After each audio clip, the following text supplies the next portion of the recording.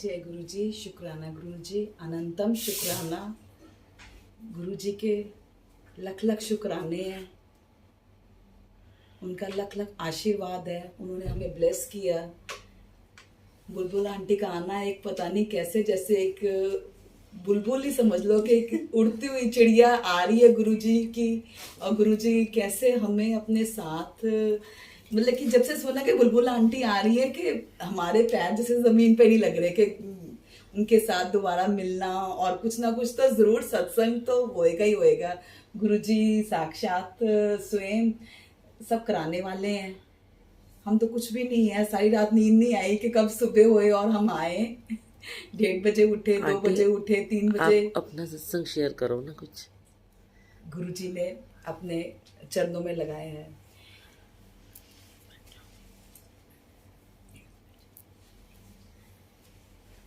सबसे पहले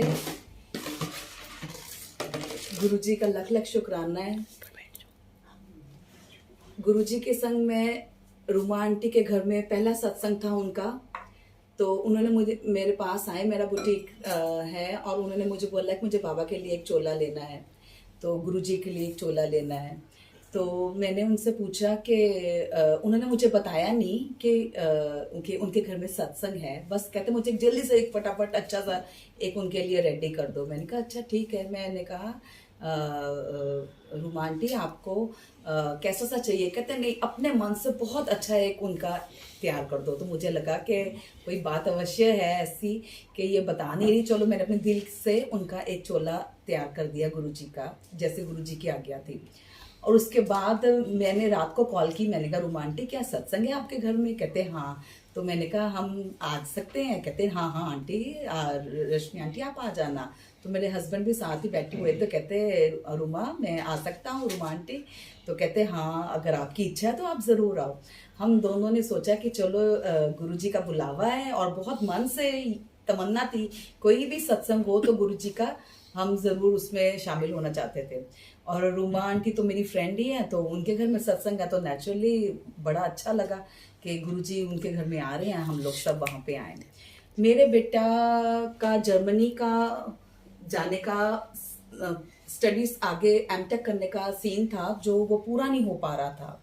हम लोग बहुत दुविधा में थे उस दिन, खास करके वो लास्ट दिन था, संडे था उनके घर में सत्संग, और वो संडे लास्ट डेट थी। उसके बाद कोई भी उसके पास जाने के लिए साधन नहीं था कि वो लास्ट डेट अगर निकल जाती उसको सीट ना मिलती, और उसका जाने का नहीं था। तो वो तो मुझे पता था कि वो होना ही नहीं है, वो चीज़ नहीं होनी थी।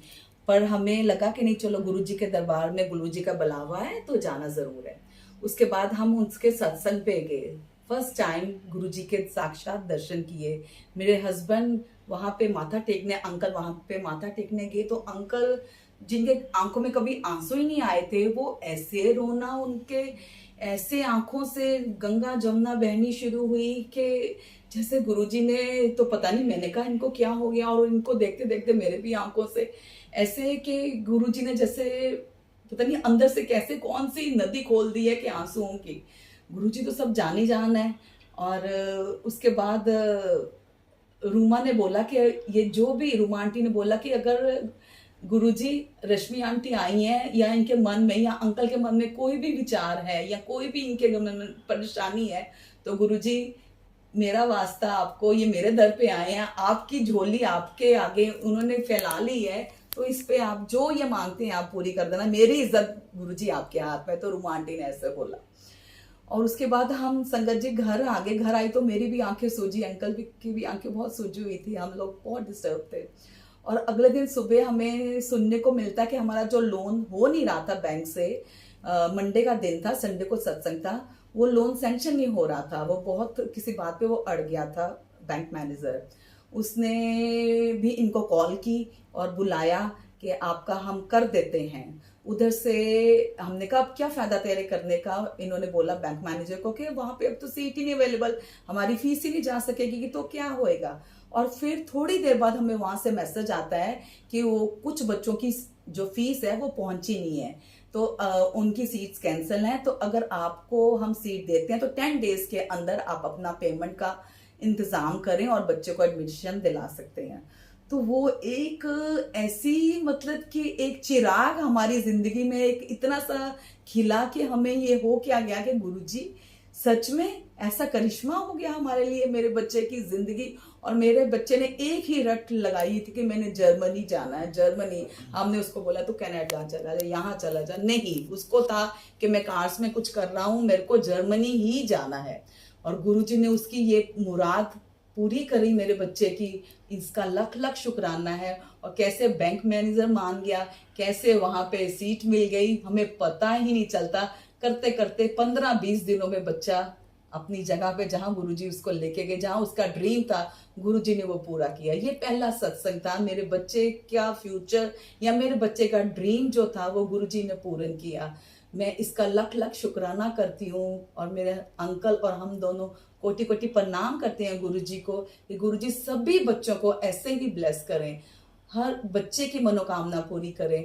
और रूमा आंटी की बेटी है, ऐसे ही वो कशिश है, उसको भी गुरुजी ने बहुत ही ब्लेस किया। एक्चुअली हम लोग सब साईं परिवार से हैं और साईं जी की सेवा करते हैं। और इसीलिए हमें सारे साईं परिवार को गुरुजी ने अपने चरणों में लिया, क्योंकि वो जानते हैं कि ये बच्चों की आत्मा वो तो जानी जान है। उन्होंने हमारे सारे साईं परिवार को ब्लेस किया, क्योंकि साईं बाबा में और गुरुजी में मुझे कोई फर्क नहीं लगता। मुझे इनमें उनका रूप, उनमें इनका रूप नजर आता है। क्योंकि मैं तो बाबा से बहुत ही पुरानी, जैसे पूजा आंटी ने जब ये अपना सत्संग सुनाया तो इनका सत्संग सुन के तो मेरे वैसे ही हो गए कि ये भी बाबा की, मैं भी बाबा की, क्या कर रहे हैं गुरुजी। सब अपने बाबा के बच्चों को अपना, उनको पता है कि उनके बच्चों की आत्मा कितनी नेक है, या हमारी शिक्षा पूरी हो गई है बाबा के पास तो गुरुजी ने अपने शरण में लिया है। मेरे हस्बैंड तो ये कहते हैं, जैसे हम नर्सरी में गए, फिर हम फर्स्ट में जाते हैं, सेकंड में जाते हैं, इसी तरह हम क्लासेस पास करते करते आज गुरुजी ने हमें अपनी शरण में लिया, हमने अपनी चरण में लिया, हम अपनी सेवा बख्शी। ऐसे ही सदा ही बख्शते रहे। और हमारे साईं परिवार के सभी बच्चों पे, अब तो मुझे लगता ही नहीं, मुझे तो हर चीज में गुरुजी नजर आते हैं, हर एक इंसान में। मैं कहती हूँ गुरुजी हमें अपना कोटि कोटि कोटि कोटि हमें सबको ब्लेस करें और हम अब उनकी चरण शरण में ही रहें। जय गुरुजी, शुक्राना गुरुजी।